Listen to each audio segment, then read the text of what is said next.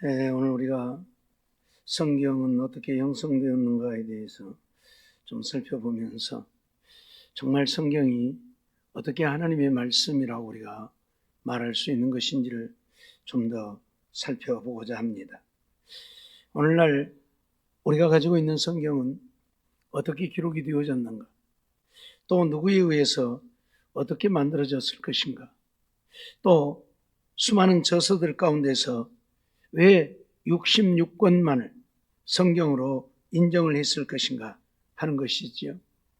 과연 하나님의 말씀으로 믿어도 되는 것인지. 왜냐하면 이 땅에는 성경이 될 만한 수없이 많은 책들이 존재하고 있기 때문에 그런 것이죠. 성경 위에의 외경들도 있고 또 가경이라고 하는 위경이라고 하는 그러한 저서들도 수없이 많이 있는데 왜 그런 것들은 성경에 포함되지 않았는가 하는 것이죠. 만일 외경도 하나님이 인정하시는 성경이라면 어떻게 할 것인가 하는 이런 문제들이 생겨나기 때문에 오늘 우리는 이러한 것들을 좀 살펴볼 필요성이 있다는 이야기이죠. 우리가 이러한 성경 말씀들을 좀 더 구체적으로 알 필요성이 있는 것은 성경에 대한 확실한 믿음이 있어야 우리가 하나님의 말씀을 온전히 믿고 따르고 사랑하고 섬기고 그 말씀을 순종하며 살 수 있게 되어지기 때문이죠. 마지막 때가 되어지다 보니까 하나님의 말씀을 하나님의 말씀으로 믿으려고 하는 것이 아니라 하나님의 말씀을 하나님의 말씀으로 믿지 못하는, 이것은 하나님의 말씀이라고 66권을 정했음에도 불구하고 그러한 말씀을 믿지 못하는 그러한 자들이 세상에는 널려 있지요. 세상의 위대한 종교들은 자기 나름대로의 경전들을 다 가지고 있죠. 그 경전들은 그 종교의 신앙과 실천에 있어서 최상의 권위를 갖고 있죠. 그런데 우리 기독교의 경전은 신구약 66권 말씀이지요. 구약 성경은 지금도 그러하지만 본래 유대교의 유대인들의 경전이었죠. 기독교는 하나님의 인류 구원의 역사라는 그런 측면에서 구약 성경을 경전으로 받아들여 신약 성경과 함께 하나님의 말씀으로 믿고 있죠. 그런데 하나님을 믿는다고 하는 이 이슬람을 보면 그들은 이 하나님의 말씀을 믿지 않고 자기들 나름대로의 또 경전을 만들어가지고 그것이 하나님의 말씀이라고 또 그들은 믿고 있잖아요. 그렇기 때문에 정말 우리가 가지고 있는 성경이 믿을 만한 하나님의 말씀인가에 대해서는 우리가 분명히 살펴볼 필요성이 있다는 이야기이죠. 신구약 성경이 처음부터서 자명하게 하나님의 말씀으로 인정되어 세상의 종교적인 권위를 갖게 되어진 것은 결코 아니라는 이야기입니다. 정경으로 받아들여지기까지는 실로 많은 우여곡절들이 있었던 것이 사실이죠. 그렇기 때문에 더더욱 그러면 우리가 과연 이것을 하나님의 말씀으로 믿을 수 있는가 하는 문제이죠. 만일 믿을 수 없다고 한다면 우리의 신앙은 헛된 것이 되어지는 것이고 우리의 믿음 또한 헛된 것이 되어지기 때문에 그러한 것이죠. 신구약 성경에 들어있는 책들을, 즉 66권에 기록된 연대들이 지난번에도 말씀드렸던 것처럼 주전 1500년부터 주 100년까지 1600년 동안에 걸쳐서 기록되어졌습니다. 구약 성경은 주전 1500년부터 주전 100년까지 1400년 동안에 걸쳐서 기록되어졌고 신약은 주전 100년 사이에 기록이 되어진 것이지요. 1500년이라고 하는 세월은 어마어마한 세월입니다.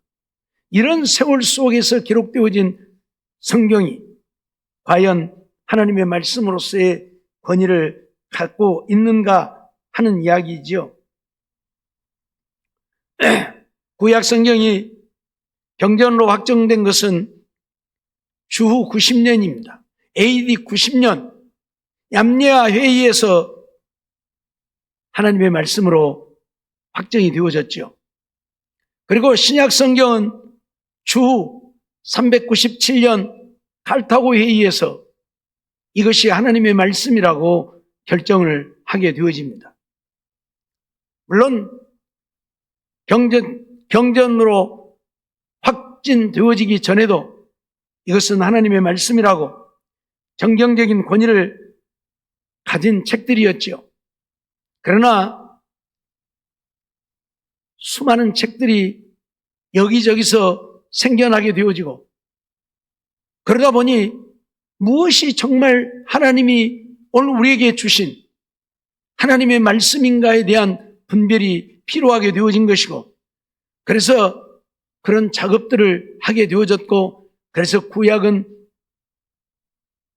주 90년에 신약은 주 397년에 이것만이 성경이라고 결정을 하게 되어진 것입니다.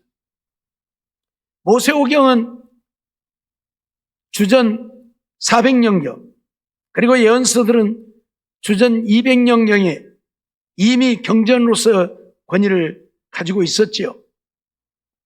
신약성경은 27권으로 되어 있는데 이것이 경전으로 확정된 주 397년 이후에도 어떤 책은 하나님의 말씀으로 인정을 받지 못하는 그런 경우들도 있었죠. 예를 들면 종교개혁을 일으켰던 마르틴 루터는 야고보서를 가리켜서 지푸라기 서신이다 그런 평을 했습니다. 한마디로 말하면 이건 하나님의 말씀 성경이 되어질 수 없다 그런 이야기를 한 것이지요. 또 베드로후서나 유다서는 오랫동안 이건 하나님의 말씀일 수 없다고 논란을 일으켰던 그런 책이기도 합니다. 거기에는 그럴 만한 이유들이 있어서 그러죠. 야고보서 같은 경우는 바울 사도가 주장했던 믿음으로 의롭다함을 얻는 것에 대해서 정면 배치되는 것 같은, 왜냐하면 행함으로 의롭다함을 얻는다라는 측면에서의 말씀들이 기록되어져 있기 때문에 그러하지요. 베드로서 같은 경우는 예수님이 지옥에 내려갔다고 하는 이런 표현들 때문에 옥에 내려가서 전파했다고 하는 이런 말씀들 때문에 말이 안 된다는 생각을 하게 되어졌고 그래서 과연 이것이 성경일 수 있는가 하는 논란이 있었다고 하는 이야기죠. 유다서도 마찬가지입니다. 그래서 오늘 우리가 믿고 있는 이 성경이 정말 하나님의 말씀으로서의 권위를 갖고 있는가 하는 것에 대해서 우리는 살펴볼 필요성이 있다는 이야기예요. 먼저는 성경 저작과 편찬에 대한 것들을 좀 우리가 살펴볼 필요성이 있습니다. 구약은 주전 약 1500년부터서 주전 100년경까지 1400여 년에 걸쳐서 기록되었다고 했습니다. 거의 히브리어로 기록되어졌죠. 그리고 성경 군데군데 몇몇 구절이 아람어로 기록되어져 있죠. 그리고 이 구약을 기록한 자들은 전부 유대인입니다. 유대인들이 구약을 기록을 했죠. 이게 바로 히브리어 알파벳인데 히브리어에서 아람어가 생겨났습니다. 그러다 보니 아람어도 히브리어와 알파벳이 거의 같아요. 그러다 보니까 성경을 기록하는 사람들이 히브리어로 기록하다가 어떤 부분들은 그냥 아람어가 더 쉬우니까 아람어로 기록하기도 하고 그렇게 되어진 것이에요.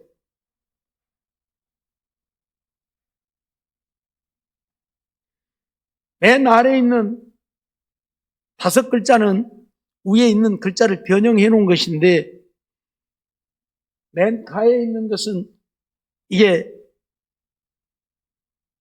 달렛이라고 하는 것인데 달렛이 마지막에 오면 이렇게 길게 늘려서 쓰는 그런 형태가 되어짐을 이렇게 표현해 놓은 것이고, 세 번째 있는 맴이라고 하는, 위에서 세 번째 있는 맴이라고 하는 것이 마지막에 보면 이렇게 네모 형식으로 쓴다. 그런 이제 변형을 시켜놔서 이제 거기가 되어 있고, 실질적으로 히브리어 알파벳은 22글자입니다. 우리가 배울 때는 신이라고 하는, 요 표시 있죠? 위에서부터 네 번째 있는 요 표시로 되어 있는 거.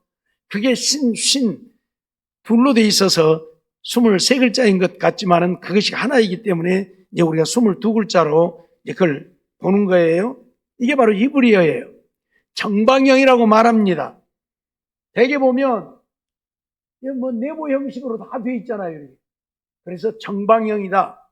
그렇게 표현을 하는 것이 히브리어예요. 이렇게 히브리어는 이렇게 씁니다. 히브리어는 오른쪽에서 왼쪽으로 써갑니다. 이렇게. 우리는 왼쪽에서 오른쪽으로 써가는데 히브리어는 오른쪽에서 왼쪽으로 써가죠. 페레스트, 파라, 엘로이, 엣, 하 샤마이, 웨 엣, 하 아리츠. 창세기 1장 1절입니다.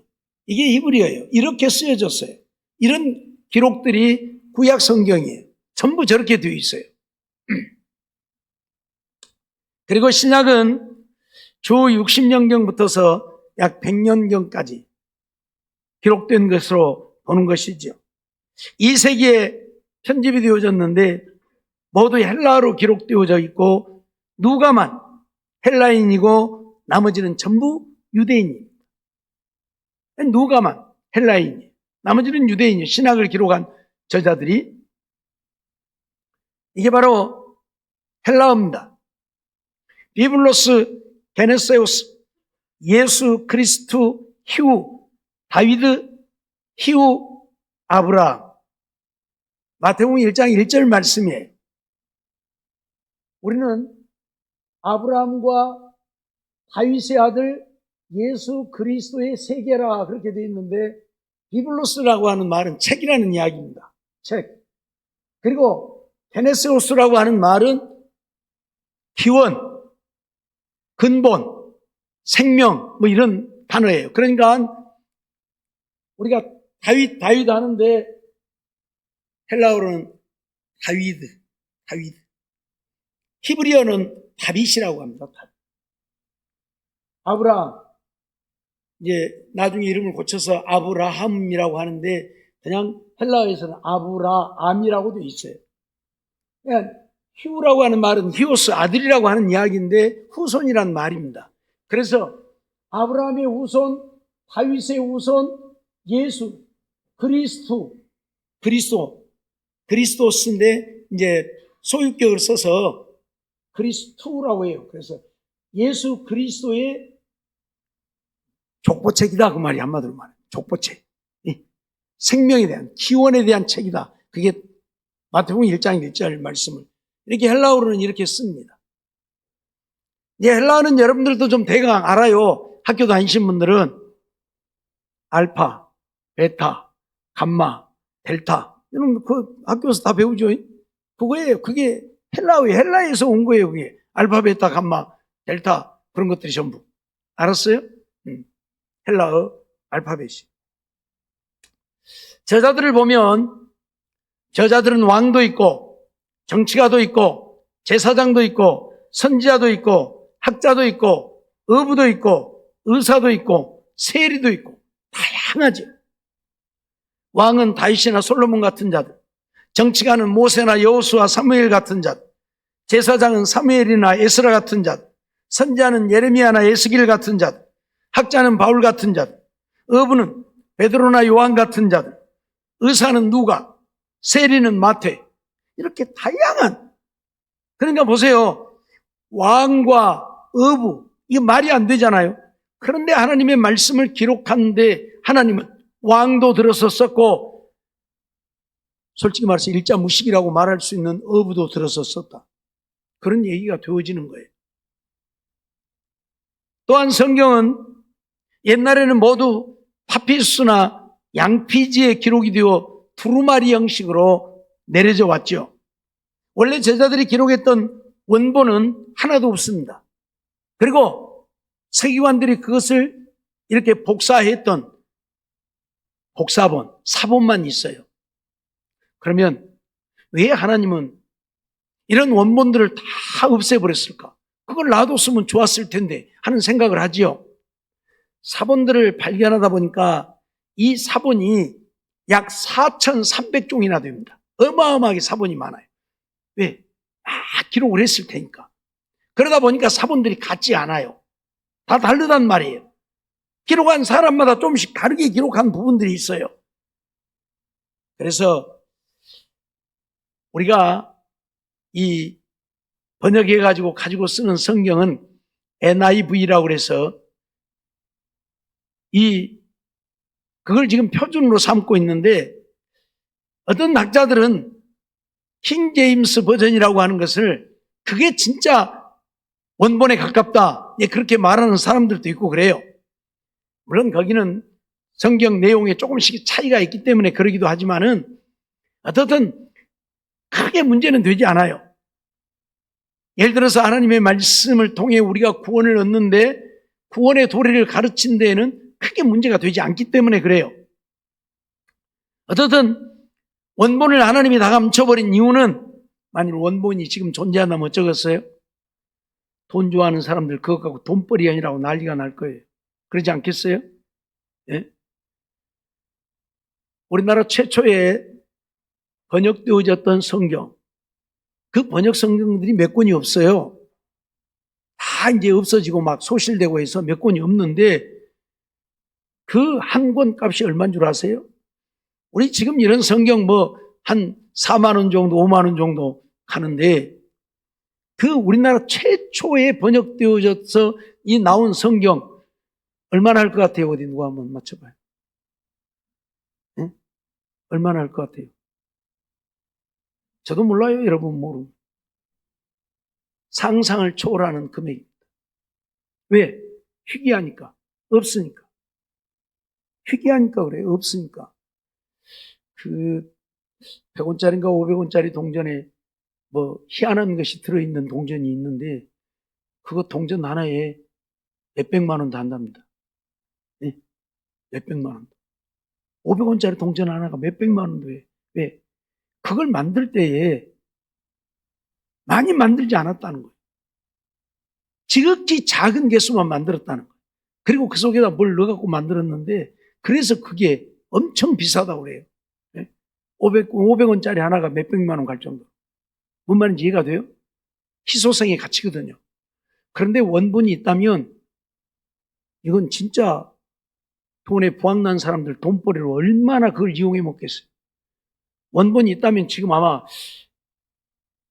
그 책 한 권에 마태복음이면 마태복음 책 한 권에 몇십억 몇백억씩 하지 않겠는가 생각이 되어져요.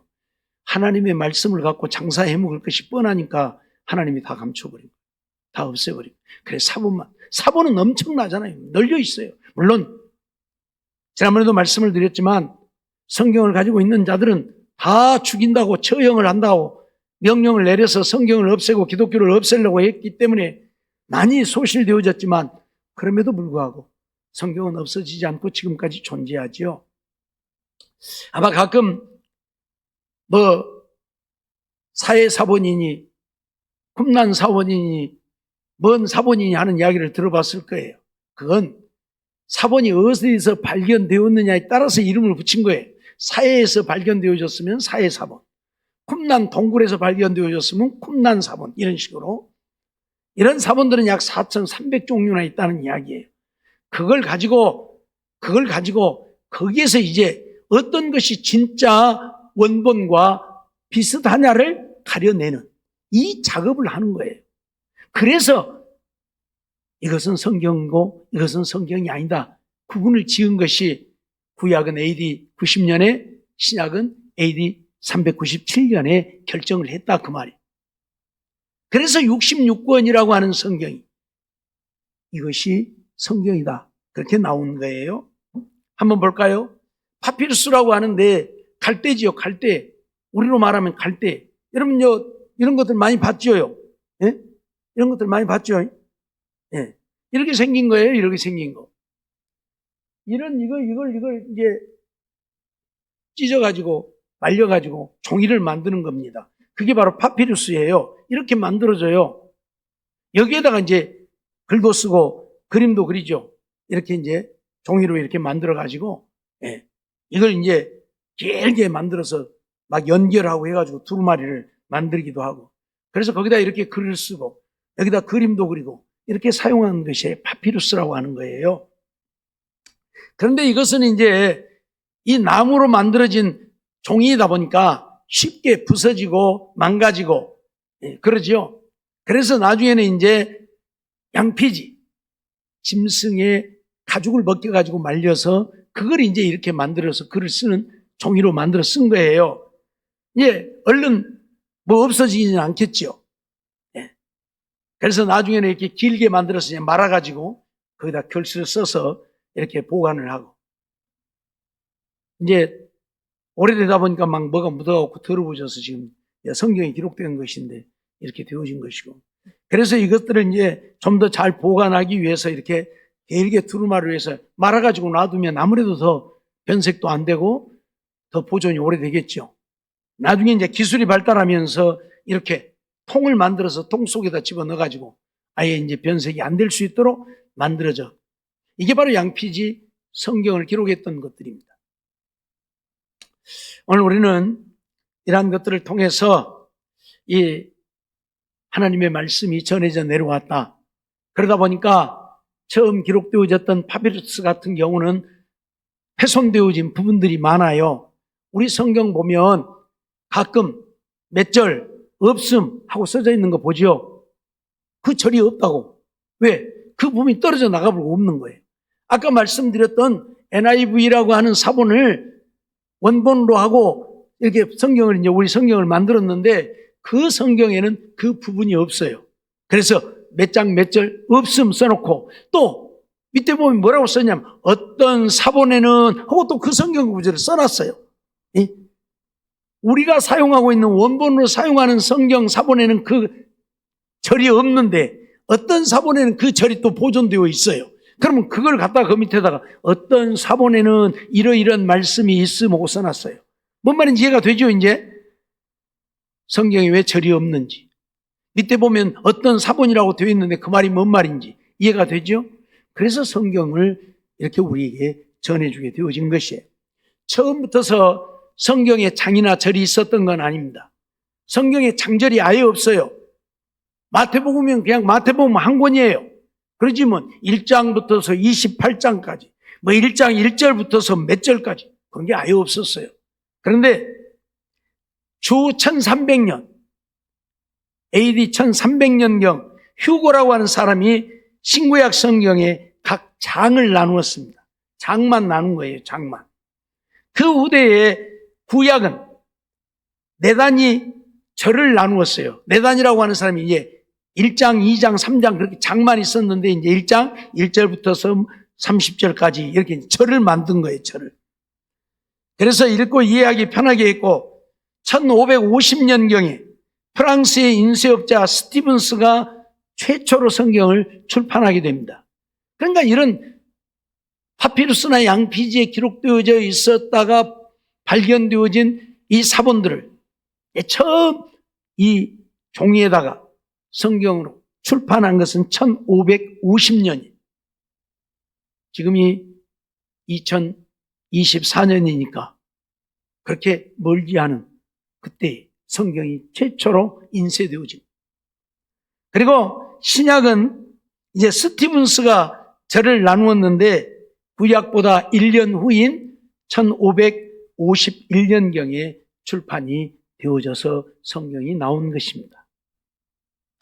그러면 성경이 정경으로 형성되어진 원리를 우리가 좀 볼 필요성이 있어요. 유대인들이 정경으로 결정할 때에 중요하게 여겼던 것은 저자의 영감입니다. 다시 말하면 이 성경을 기록한 사람이 정말 영적으로 성령의 충만함을 받은 자이냐 그 이야기예요. 하나님이 그를 간섭해서 정말 성경을 기록하게 한 사람이냐 그 말이에요. 영감 문제. 그리고 신약 성경의 경우는 그 문서의 사도적인 권위입니다. 과연 이 성경을 예를 들면 마태복음이면 마태가 기록을 했느냐, 로마서는 바울이 기록했느냐의 문제예요. 왜 이런 문제가 생기느냐면 이제 조금 이따 제가 말씀을 드리겠습니다마는 바울 서신이라고 하는 서신 중에도 바울 사도가 기록하지 않냐, 바울이 기록했다고 전혀 볼 수 없는 서신이 있어요. 바울 서신이라고 되어 있는데 그건 뭐냐면 자기들이 기록해갖고 내놔봐야 누가 알아주지 않으니까 바울이 쓴 것처럼 바울 서신 해갖고 내놓은 거예요. 뭔 말인지 이해가 되어져요? 예. 그래서 이것이 정말 성경이냐 아니냐의 문제를 놓고 고심하고 또 고심해야 할 필요성이 있었어요. 또 이단들은 자기들의 입장에서 이 성경을 또 변질을 시켜요. 그래가지고 또 내놔요. 그래서 세상에는 우리가 66권을 성경이라고 말하지만 66권이 아니라 몇백 권 되는 성경이라고 일컬어지는 책들이 있습니다. 그걸 다 성경이라고 인정할 수 없기 때문에 이것을 우리가 정경, 캐논이라고 하는 말을 쓰는데, 캐논이란 말은 잘하는 이야기예요. 측량하는 자. 하나님이 이것을 하나님의 말씀으로 측량해서 부족함이 없다, 그렇게 결정을 한 것이 이 정경 작업이라는 얘기예요. 그래서 나온 것이 구약 39권, 신약 27권, 66권이 나오게 되어져서 오늘 우리는 그것을 정경으로 믿는 거예요. 우리 기독교하고 가톨릭에서는 이 정경에 대해서 많은 차이점을 보이고 있죠. 우리 기독교에서는 외경이라고 일컬어서 성경으로 인정하지 않는 것을 가톨릭에서는 성경이라고 인정합니다. 똑같이 성경으로 인정을 해요. 그래서 여러분 서점에 가서 혹시 공동번역이라고 되어 있는 성경을 한번 보면, 공동번역이라고 되어 있는 성경에는 뒤에 보면 외경 15권이 더 있습니다. 그러니까 우리는 66권만이 성경이라고 말하지만 로만 캐톨릭에서는, 천주교에서는 66권이 아니라 81권을 성경이라고 해요. 또 기독교에서는 가경, 위경이라고 그래요. 가경, 거짓 가짜, 거짓자를 써서 이건 거짓된 것이다, 그렇게 하는 책을 가톨릭에서는 외경이라고 그래서 이것도 우리가 참고할 만하다, 그렇게 받아들이고 있다는 이야기. 외경을 보면 15곳인데 토비드, 유딧, 수산나, 벨과 뱀, 에스더 첨가서, 집회서, 솔로몬의 지혜서, 마카비 1서, 마카비 2서, 에스드라서 1서, 에스드라서 2서, 새 청년의 노래, 므낫세의 기도, 예레미야의 편지, 바룩서, 이런 것들이 외경이에요. 이것은 여기 보면 솔로몬의 지혜서라든지 므낫세의 기도라든지 예레미야의 편지라든지 바룩서라든지 우리가 들어본 이름들이잖아요. 이런 사람들의 이름으로 책이 나온 거예요. 그렇기 때문에 얼마든지 성경이라고 인정할 만한 것들이죠. 그런데 왜 우리는 이걸 외경이라고 해서 성경으로 인정을 안 하느냐?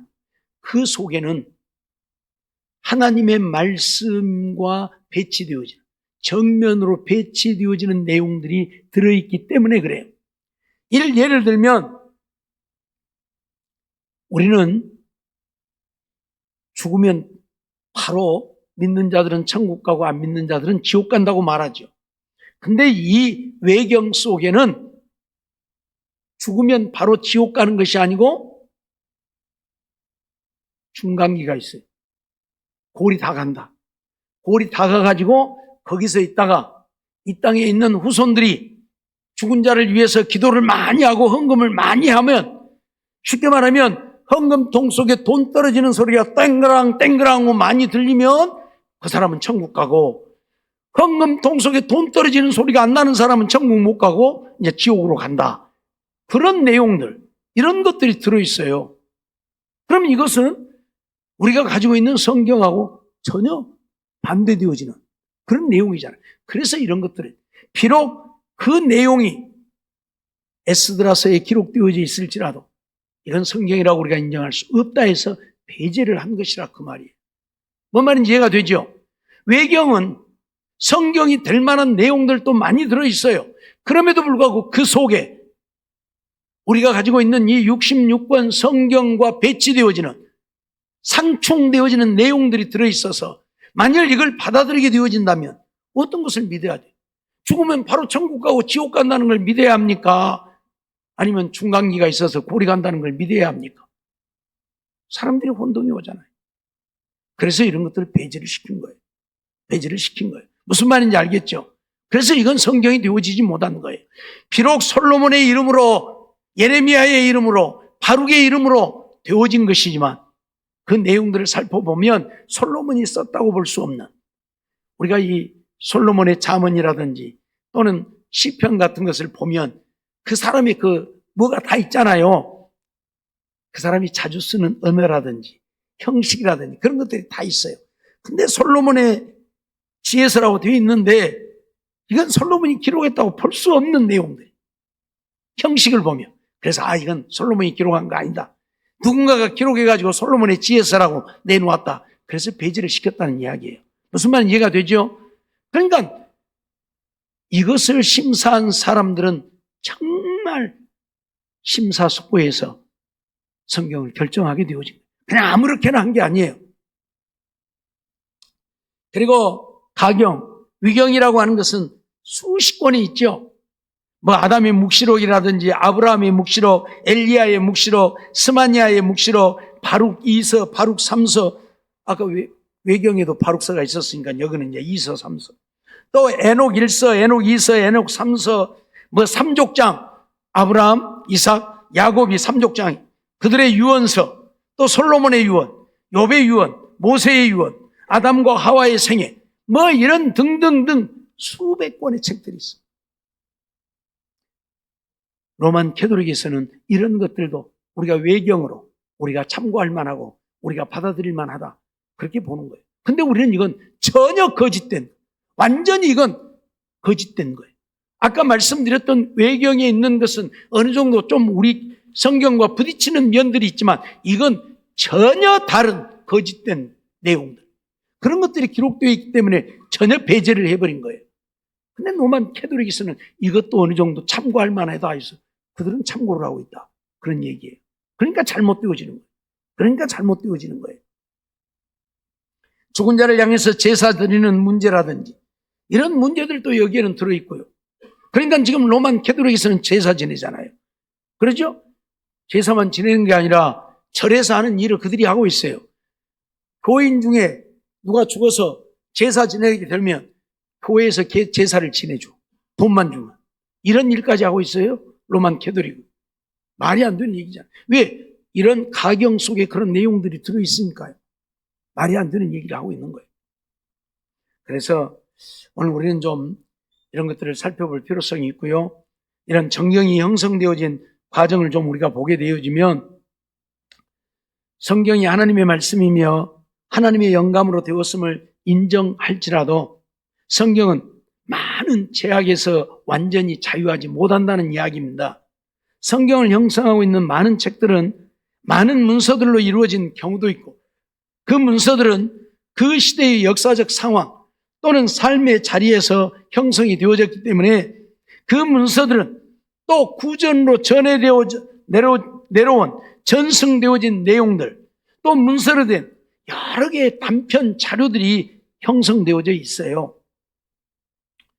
우리가 신약 성경을 마태, 마가, 누가, 요한복음을 사복음서라 그렇게 말하고, 마태, 마가, 누가는 이 공관복음, 거의 내용이 같다 그렇게 표현을 하는데, 그러다 보니까 어떤 이야기가 나오느냐면 마가복음을 가져다 놓고, 마가복음이라고 하는 한 권의 책이 있으니까 그걸 가져다 놓고 마태나 누가가 그것에서 베껴가지고 이것도 좀 붙이고 저것도 좀 붙이고 그래갖고 마태복음, 누가복음을 만들었다, 이렇게 얘기를 해요. 그렇다면 마태복음, 누가복음이 성경일 수 있느냐는 얘기예요. 아니잖아요. 그렇다면. 그렇죠? 이런 문제들이 있어요. 그래서 정말 그러했는가? 정말 마가복음이라고 하는 한 권을 놓고 마태가, 누가가 이것에서 베껴가지고 여기에 없는 것들을 집어넣기도 하고 있는 것을 빼기도 하고 그러면서 이렇게 만들었는가? 그걸 검토를 한 것이 정경 작업이라는 이야기예요. 무슨 말인지 알겠죠? 이런 일들을 몇 년 동안 심사숙고하고 또 심사숙고해서 결정되어진 것이 39권, 27권, 그래서 66권이 되어졌다 그 말이에요. 그러니까 우리는 이것만을 성경으로 인정할 수밖에 없다. 그리고 이것은 누가 뭐라고 해도 하나님의 말씀, 성경이라고 우리는 인정한다. 그런 이야기이죠. 뿐만 아니라 성경 기자들은 구전으로 된 자료, 또 문서 자료들을 자기들의 신앙 고백, 또 신학에 따라서 취사 선택을 하게 되어지죠. 그러잖아요. 여러분들도 하나님 말씀 들으면 여러분의 믿음의 분량 따라서 말씀 받아들이죠. 다 받아들이는 거 아니잖아요. 네. 그래서 어떤 사람, 믿음 없는 사람은 하나님의 말씀을 듣고 시험 들기도 하고, 어떤 믿음 좋은 사람은 죽인다고 해도 아멘, 할렐루야 하고, 그러죠? 자기의 신앙 양심에 따라서 받아들이는 거예요. 그렇듯이 성경 기자들도 전해져 오는 구전이라든지 이런 문서들을 받아들일 때에 자기의 신앙 고백, 신학에 따라서 취사 선택을 한 것이라. 그래서 기술을 한 거죠. 따라서 정경 영성에 대한 검토는 구약 성경의 배경, 또 초대교회의 설립, 전개 과정, 그런 상황에 대한 연구를 필요로 하게 되어졌어요. 그래서 이런 연구들을 집중적으로 하게 된 것이죠. 특히 이단들이 판을 치는 세상이 되어졌고 영지주의자라고 하는 사람들 같은 이단들이 아주 널려 있다 보니까 성경을 정말로 하나님의 말씀만을 구별해야 될 필요성이 있어서 이런 작업이 필요해요. 그래서 하나님의 말씀이 인간의 문자와 언어로 기록되어 오늘날의 성경 본문으로 형성되기까지는 얼마나 많은 사람들이 깊은 신앙심을 바탕으로 피와 땀을 흘리며 그 말씀들을 위해 봉사했는가를 우리는 알아야 하고 또 알게 되는 것이죠. 그리고 그 많은 문서들 가운데서 오늘의 성경을 확정지은 신앙의 선배들의 지혜, 그리고 성경 형성에서의 성령의 역사하심을 깨달아 알게 되는 것이라 그 말이에요. 결국 이 성경 66권을 결정하는 일에 참여하고 쓰임받았던 사람들의 면면을 보면 하나님께 붙들려 있는 하나님의 성령이 그들 속에 역사하는 그런 자들이 성경을 정경 작업했다, 그렇게 보는 거예요. 또 그러했고요. 실질적으로 우리가 잘 아는 대로 성경은 성령의 감동을 입은 사람들이 하나님께 받아 말한 것이라고 했는데, 이 정경 작업을 하는 일에도 하나님의 간섭이 없었을까요? 아니잖아요. 하나님이 아무나 이것은 성경이고 이것은 아니다고 하게 내버려 두었을까요? 아니잖아요. 성경을 결정하는 문제는. 그래서 하나님께서 성령으로 그들에게 역사해서 이 66권만이 성경, 하나님의 말씀으로 결정되어졌고, 그러기에 오늘 우리는 이 말씀을 그대로 믿는 것이고 이 말씀 외에는 없다고 믿는 것입니다. 잊어버리지 말고, 그래서 이 말씀은 정말 우리가 평생 곁에 두고 읽고 사모하고 지켜 행해야 할 말씀이라는 것을 기억하면서 이렇게 성경이 우리에게 주어져서 오늘 우리는 이 성경을 가지고 있습니다. 지난번에도 잠깐 말씀드렸지만 정말 자기 성경을 한 권 갖고 싶어서 몸부림하는 자들이 세계에는 널려 있지만 자기 성경을 갖지 못하는 자들이 얼마나 많이 있는지 몰라요. 우리는 집에 성경이 몇 권씩 있고 교회에 있는 성경들도 아주 널려갖고 있고, 그런데 성경이 얼마나 귀한 것인가를 우리는 알아야 돼요. 그냥 우리 손에 쥐어진 게 아니라는 이야기예요. 이런 과정들을 통해서 하나님의 말씀이 우리에게 주어졌어요. 그러니 얼마나 귀합니까? 다시 말하지만 평생의 소원이 이 자기 나라 말로 된 성경 한 번 가져보는 것이 소원인 사람들이 세계에는 널려 있다니까요. 우리는 성경을 몇 권씩 가지고 있지만 그런 성경을 우리가 갖게 되어졌다고 하는 것, 하나님의 은혜요, 하나님의 사랑임을 기억하고 감사하면서 하나님 말씀에 좀 관심을 갖고 하나님 말씀 늘 보고 또 보고 듣고 또 듣고, 그래서 하나님의 말씀 속에 사는 우리들의 삶이 되어지기를 주의 이름으로 축원합니다. 기도하겠습니다. 사랑과 은혜가 충만하신 하나님, 감사합니다.